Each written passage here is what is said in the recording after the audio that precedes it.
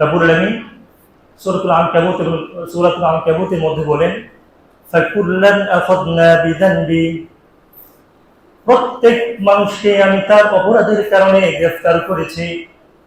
ফামিনহুম মান আরসালনা আলাইহি হাসিবা, আমি কোন মানুষকে, কোন সম্প্রদায়কে প্রবল প্রবল ঝড় বৃষ্টি দিয়ে ধ্বংস করেছি, যেমন লূত আলাইহিস সালাতু ওয়াস সালামের জাতিকে।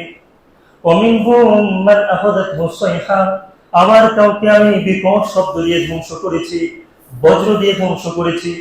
ওয়ামিনহুম মান ফাসাফনা বিহিল আরদ, আবার কাউকে আমি মাটিতে চাপা দিয়ে ধূলিসাৎ করে দিয়েছি, যেমন হামানকে, যেমন কারুনকে।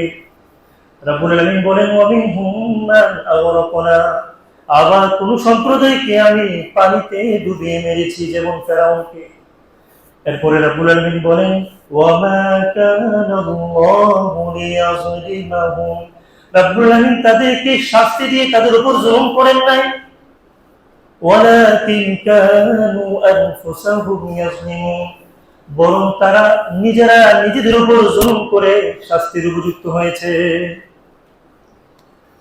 ভাইরা আমার, রাব্বুল আলামিন অন্য একটি আয়াতে বলেন, কুল হুয়াল কাদিরু আলা আন ইয়াবআসা আলাইকুম আযাবা, তিনি তো সেই সত্তা যিনি তোমাদের জন্য আযাব দিয়ে থাকেন, মিন ফাওকিকুম, তোমাদের উপর থেকে, আও মিন তাহতি আরজুলিকুম, তোমাদের নিচ থেকে। উপর থেকে শাস্তি আসে কিনা? উপর থেকে শাস্তি কি আসে?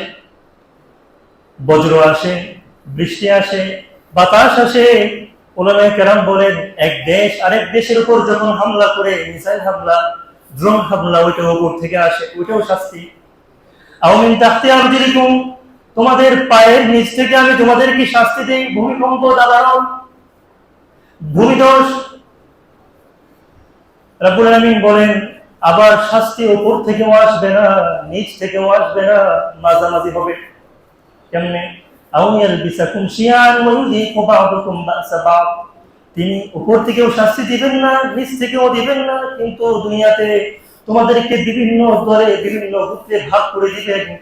তারপর তোমরা একে অপরের সাথে সংঘাতে, দ্বন্দ্বে লিপ্ত হয়ে যাবে। ভাইরা আমার, অতএব দুনিয়াতে অপরাধ করলে শাস্তি পেতে হবে, এটাই মৌলিক নিয়ম। অতীতে যত জাতি এসেছে, সবগুলি জাতিকে রব্বুল আলামিন অপরাধের কারণে শাস্তি দিয়েছেন। এজন্য আমাদেরকে বুঝতে হবে, রব্বুল আলামিনের কাছে ফিরে যেতে হবে, অপরাধের জন্য ক্ষমা চাইতে হবে।